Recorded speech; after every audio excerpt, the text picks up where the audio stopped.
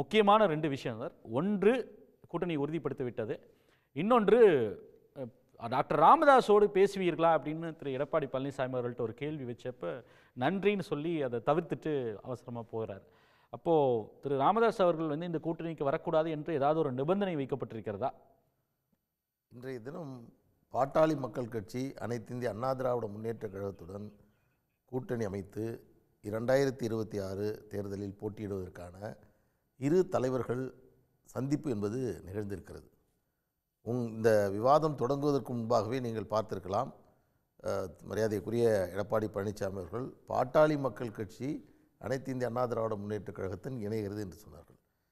ஆனால் நீங்கள் மிக கவனமாக டாக்டர் அன்புமணி ராமதாஸ் என்று துவங்கிவிட்டு அடுத்து நான் எதிர்பார்த்த அந்த பிரச்சனையிலே திரும்பி உங்கள் கவனத்தை திசை திருப்ப வேண்டாம். என்னவென்றால், வரக்கூடிய 2026 தேர்தல் அதனுடைய முடிவு, எதிர்வரக்கூடிய 2026 தேர்தலுடைய முடிவை தீர்மானிக்கும் மிக முக்கியமான அரசியல் நகர்வு இன்று நடந்திருக்கிறது. அதில் பாட்டாளி மக்கள் கட்சி மேற்கொண்டிருக்கக்கூடிய இந்த முடிவு என்பது தற்பொழுது ஆட்சியில் இருக்கக்கூடிய திராவிட முன்னேற்ற கழகத்தை வீழ்த்துவதற்கு, இந்த ஆட்சியிலிருந்து அவர்களை அகற்றுவதற்கான அந்த நேரம் என்று குறிக்கப்பட்டிருக்கிறது. இதுதான் துவக்க புள்ளியாக அமையும். இதை மையமாக வைத்துத்தான் நான் இப்பொழுதே சொல்கிறேன், அதிமுகவினுடைய அணியில் இன்னும் பல கட்சிகள் வரும் என்ற தகவலை அவர்கள் சொல்லியிருக்கிறார்கள்.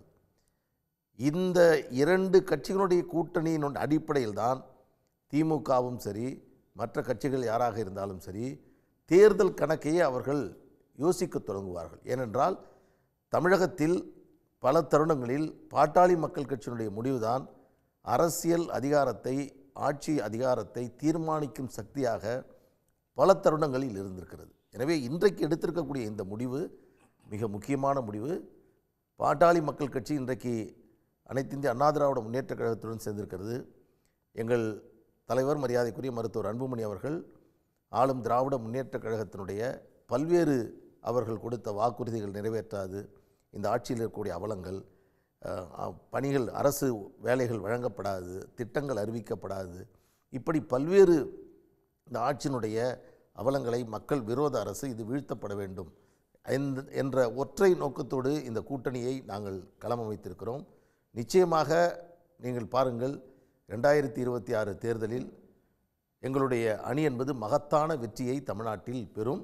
இதில் முக்கியமாக இன்னொரு விஷயம் நான் கேட்கணும்னு நினைக்கிறேன். அதாவது திரு முதலமைச்சர் ஸ்டாலின் அவர்கள் இன்று திண்டுக்கல்லில் பேசும்போது கூட ஒரு விஷயத்தை குறிப்பிட்டிருந்தார்.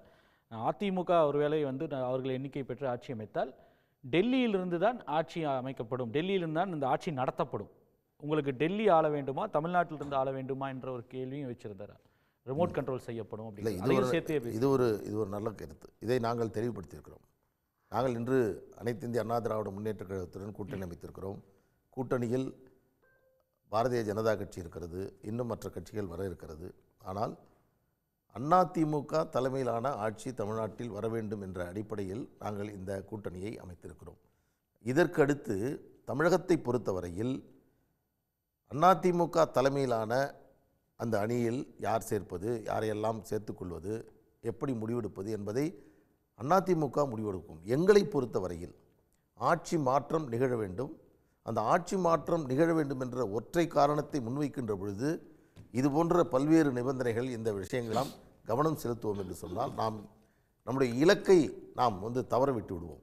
இதனால்தான் இந்த முடிவை நாங்கள் மேற்கொண்டிருக்கிறோம். எனவே தமிழகத்தை பொறுத்தவரையில் தேசிய அளவில் தேசிய ஜனநாயக கூட்டணி என்டிஏ என்று நாம் சொல்லுகிறோம். ஆனால் மாநில அளவில் பார்த்தால் திமுக அதிமுக இதுதான் போட்டி களமாக இருக்கும். ஆனால் திமுகவை சார்ந்தவர்கள் திமுக தேசிய ஜனநாயக கூட்டணி என்று அதை வேறு விதமாக மாற்றி அவர்கள் தொடர்ந்து சொல்லுவாங்கள்ல, பாஜக என்று சொல்வார்கள். அதை முன்வைத்து அதை ஒரு அரசியல் ஒரு நகர்வாக செய்வதற்கான உங்களுக்கு தெரிஞ்சிருக்கும். இருந்தாலும் நினைவூட்டுறேன், துணை முதலமைச்சர் உதயநிதி ஸ்டாலின் அவர்களே பலவீனமடைந்திருந்தாலும் இன்று எங்களுக்கு போட்டி அதிமுகன்னு தான் அவர் சொல்கிறார். அவர் புதிதாக வந்தவர்களையோ இல்லை என்டிஏன்லாம் கூட சொல்லலை. போட்டி எங்களுக்கு நாங்கள் இன்றளவும் கருதுறது அதிமுக தான் கருதுகிறோன்னு அவரே தெளிவுபடுத்துகிறார். அவர்களுக்கு சித்தாந்த ரீதியாக தமிழ்நாட்டிற்கும் இல்லை திமுக அரசிற்கும் பாஜக ஒன்றியத்தில் இருக்கக்கூடிய பாஜகவிற்கும் ஒரு மோதல் இருக்கிறதுன்ற மட்டும்தான் அவங்க சொல்கிறாங்க. அதாவது தமிழ்நாட்டை பொறுத்தவரையில் சார், தமிழ்நாட்டில் பொறுத்தவரையில் தற்பொழுது இருக்கக்கூடிய ஆட்சியை அகற்ற வேண்டும் என்ற நோக்கத்தில் இந்த முடிவை மேற்கொண்டிருக்கிறோம். அதில் நாங்கள் சேர்ந்திருக்கக்கூடிய இந்த கூட்டணி என்பது பாட்டாளி மக்கள் கட்சி என்றால் தொடர்ந்து பல்வேறு விமர்சனங்களை எங்கள் மீது வைப்பீர்கள். ஒவ்வொரு தேர்தலும் நிறைய வைப்பாங்க. மாறி இந்த தேர்தலை பொறுத்தவரையில் நாங்கள் 2019 தொடர்ச்சியாக இந்த கூட்டணியில் தான் நாங்கள் பயணித்து கொண்டிருக்கிறோம். எனவே இது ஒரு புதியதல்ல. அன்புமணி ராமதாஸ் அவர்கள் சொன்னார்கள், அதே போன்று எடப்பாடி பழனிசாமி அவர்களும் சொன்னார்.